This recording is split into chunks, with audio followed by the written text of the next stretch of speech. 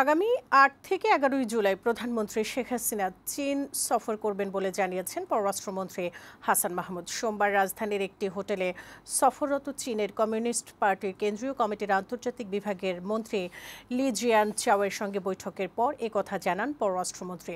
বৈঠকের বিষয়ে পররাষ্ট্রমন্ত্রীর কাছে জানতে চাইলে তিনি বলেন, দেশটির সঙ্গে বাণিজ্য ঘাটতি নিয়ে আলোচনা হয়েছে। ওষুধ, চামড়া ও সিরামিক সহ অন্য পণ্য বাংলাদেশ থেকে নিতে চীনের কাছে অনুরোধ জানানো হয়েছে। এছাড়া বাংলাদেশে বিনিয়োগ বাড়াতে চীন আগ্রহ দেখিয়েছে বলেও জানান পররাষ্ট্রমন্ত্রী।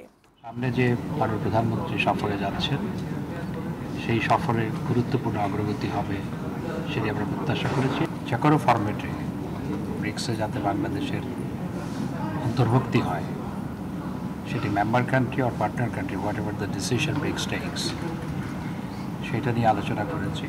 রোহিঙ্গাদের রিপ্যাট্রিয়েশন শুরু করার ব্যাপারে চায়নার সহায়তা কামনা করেছি।